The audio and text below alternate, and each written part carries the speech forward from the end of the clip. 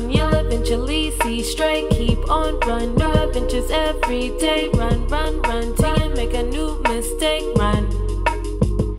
Hi guys, Bria here, and I recently did something amazing in regards to continuing my alternative lifestyles journey, which is converting a shed in order to build a tiny home in it. So for the last 10 plus days, I've literally put blood, sweat, and tears into this project, and I wanted to share some of my process with you guys. Just to start off, part of the reason why I wanted to take on this project is because building a tiny home, or just the tiny home community, has been something I've been obsessed with for years. I started off watching videos of people building tiny homes on YouTube, living in my 1-bedroom apartment. And I was just so interested in the creativity and how people were able to utilize such small spaces but still have the convenience of everything that you would have in a regular home. So I have definitely put myself up to the challenge to try and make a tiny home in an 8 by 6 foot square space shed. It does have standing room in it, so that's a plus. But I wanted to just run through some B-roll with you guys and let you kind of see a behind the scenes look at the literal build that I was involved with. I was like Brisky the builder out there, screwing in screws, holding up panels. I sliced my hand open at one point. So I was really involved in the process of this shed build, and I'm so excited for the next phase, which will be the decorating part. But let me show you guys the hard work that goes into building a shed for a tiny home conversion.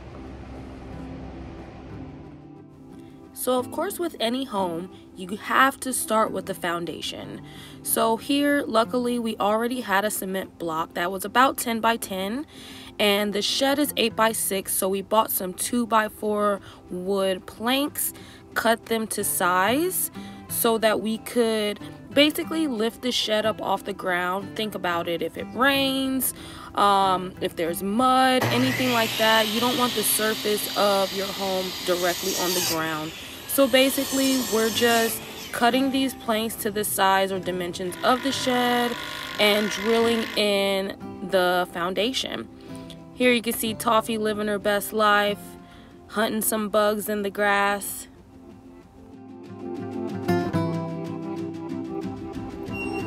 At this point, we realized that we needed way more wood for the foundation we were trying to build, so the best place to go is Home Depot.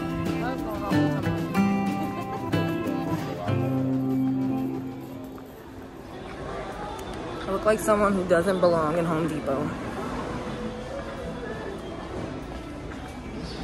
I belong in someone's campsite with dirt under my nails. Now we're gonna get dirty for this tiny home shed.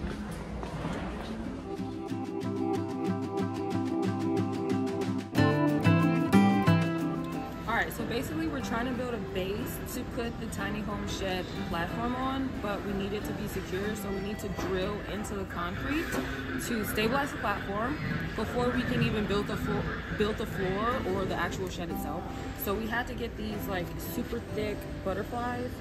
It's gonna go into the cement before the nail gets drilled in to hopefully fill the blank space or like make it secure. And then we got these nails. One's 2 inch, one's 2.5 inch. We don't know which one is gonna be necessary to actually drill down into the concrete, but hopefully one of these will work. So here you can see my pops trying to drill into the cement foundation. This is because we wanted to lay some wooden planks over that just to give it a little bit more security, because the cement wasn't 100% leveled. But here the foundation is coming together. It's just gonna take a lot of screws, and I really wanted to get involved and try to help screwing, but I really wasn't that good at first. I didn't realize that something that seemed so easy could be actually very difficult. There's definitely a lot of craft and talent that goes into being a craftsman. So I was learning a lot throughout these scenes. Eventually I kind of got it together, but it was just kind of a joke at how horrible I was at screwing in things, and they did a great job of helping me out. And honestly, for the foundation part of this build, they did a lot of the work. When it came into getting ready to put the walls up, I kind of stepped it up a little bit more, but me and the screwdriver are not the best friends, to say the least. So here's our improvement. We're laying down some insulation just to give that floor a little more security in regards to weather, bugs. The black paper that you saw was tar paper. And yeah, here we're screwing down the actual floor onto the foundation. So we had to measure out a lot of these plywood pieces of wood and cut them to make sure that they fit the 8x6 dimensions of the shed. And then we put another level of tar paper on top, me again being horrible at screwing and trying continuously over and over again until I got it right. But I never gave up. It's a frustrating process, but I'm telling you, anybody who wants to build something, like, you're gonna grow so much and learn more about yourself and learn more patience, because anything that's worth something takes time.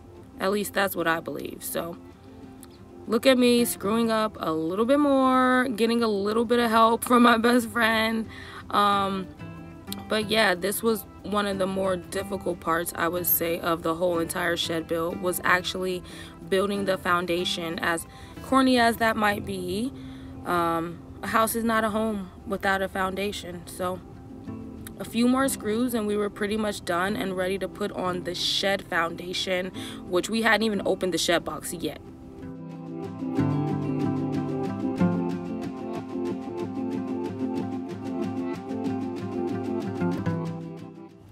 So this metal contraption is actually the shed floor. So we actually need to get that bolted down into the foundation that is going to sit on top of. And at this point I was getting tired and I'm like, we haven't even touched the shed yet. So these walls had to go up, and this part wasn't hard, it was just tedious. A lot of screwing again, and I really was determined to do it on my own this time. So I went out by myself and I was like, I'm gonna put these walls up. It shouldn't be that difficult. I can figure out how to screw a screw hole. And I was a little antsy, a little annoyed because it's super hot out in Georgia right now, but I think pushing myself to actually go out there and try and do it on my own was amazing. There were times where I kind of wanted to give up because I felt like, oh my God, I should just wait until someone comes to help me.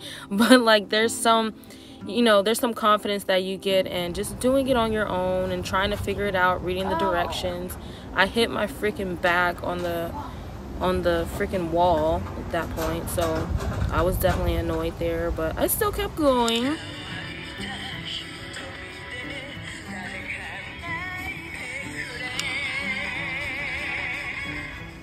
All these tiny little screws, like, I'm telling you, I probably screwed in at least 200 plus screws on this project alone.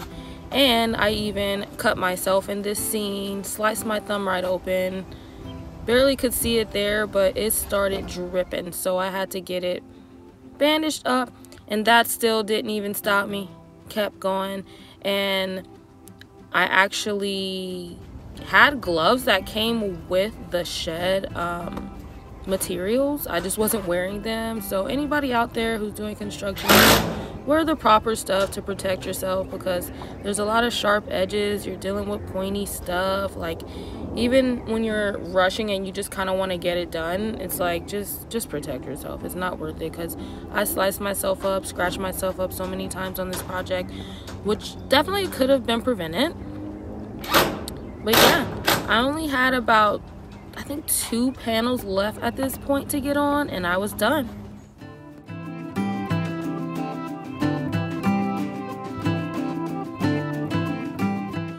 So a lot of this video will be voiced over because, you guys, it's a lot of work to build a shed. But we finally got to the point where the walls are up. her walls are up. And now we just gotta get the roof put on. So that's what I'm working on today. And then we can panel the roof. And then from there, we can get started on the fun part, my fun part, which is working on the inside, making sure the floor is laid out, the walls, so that we can start decorating. Get the roof up. Gonna start paneling the roof. All right, so we're getting close to the finish line. This is one of the harder parts, is framing out the floor. The shed came with this metal frame. So we're just using some scrap wood to try and fill in some of the empty spots before we put our plywood on top of that, and our floor will be done. And then last but not least, we'll have to put the doors on. So putting down the plywood floor, took a little bit more effort because we wanted to make sure that it had more support. Of course, this shed is going to be holding more than just outdoor tools. It's going to be having humans standing on it, so we wanted just to make sure that there was the right support so you don't fall through that floor down into that foundation that we built. And we had to get more wood. So here's us again at Home Depot buying some more 321 skinny planks, 2x2s. And even having to jam them in certain spots just to make sure that floor was completely filled out. But at the end of it all, this took about 2 days, I would say. Look at Miss Toffers. We finally got it done, and it was just drilling holes again. Screwing holes in everywhere, into every plank in that floor, trying to hit every metal rail to make sure we could get that floor as flat as possible. So and this was the end result. This is what the floor looked like before I was able to go in and start doing my tile work. And I'm gonna tile that with this nice marble flooring that I got off of Amazon. Good morning, y'all. And if I look exhausted, it's because I am. At this point, I've been working on the shed for about 10 days, and I'm kind of at the last part that I want to show you guys before I get into like decorating. I wanted to kind of just let you guys see what would be like the bare minimum that you would need to do if you wanted to start alternatively living in a shed. So I wanted you guys to see, I've been working on paneling the floor. So truthfully, at this point, the shed is fine. Adding the floor vinyl is something extra. Of course, if you're gonna wanna be staying in there in the long term, I would recommend it. It just makes it more comfortable in there, and it makes the floor look nicer. But of course, at this point, you could easily just move into the shed.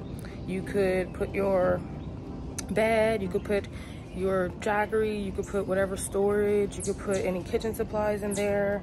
The next thing we're probably gonna do is make sure that we have a way to run power to it, but you also don't need that if you have a backup battery. So this has been a long journey for me, and I'm excited to get more into the decoration stage. So I'm gonna sit here and get this floor tiled down so that we can start moving stuff in.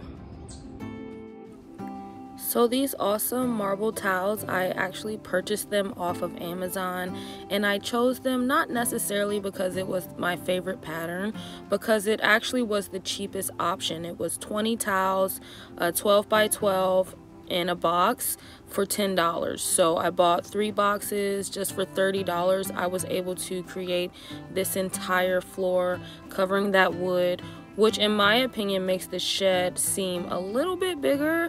I think that white just kind of opens up the area, so I'm excited to see what else I can do with this tiny home space that I've created.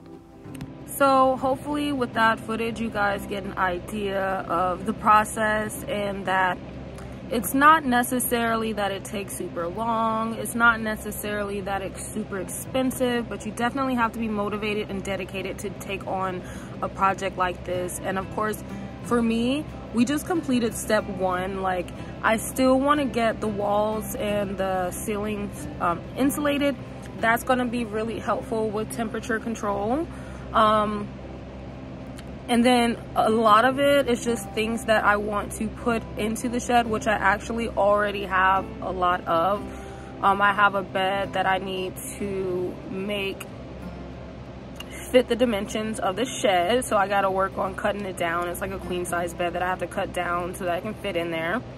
I want it to be like a convertible couch, and then it lays down into a bed. And then I'm also want to do like a kitchenette area that has a propane stove. I'm thinking about possibly getting like a mini fridge. We're still gonna be running power, so before I forget, I have to run power and do my insulation. Then I have to figure out what are my wall panels gonna look like, or am I gonna paint? So I really feel like I'm building a home, just a mini version. And this has just been an awesome process. I've been super focused. I worked on it every single day in order to get it to where it is now. So I can't wait to show you guys, I guess, the part 2 or the next session of this video where I show you guys my decorating skills and making it extra groovy, putting an entertainment system in there, and really just showing you guys that it is a livable space. So if you enjoyed this video, if you want to continue to see content like this, please, if you're not already, subscribe to my channel. And hit me up in the comment section, y'all. Let me know what you think about my process so far. Let me know if there's any specific things that you think I need to keep an eye out for, or maybe that I'm not considering in the process of building a tiny home shed. Let me know if you could see yourself living in such a small space. I know it's hard now because I haven't put, you know, the furniture and things inside, but I want to hear from you guys in the comment section. This is a really important project to me, so hopefully I can get some good advice from my YouTube family. Thanks for watching, and until the next time, peace.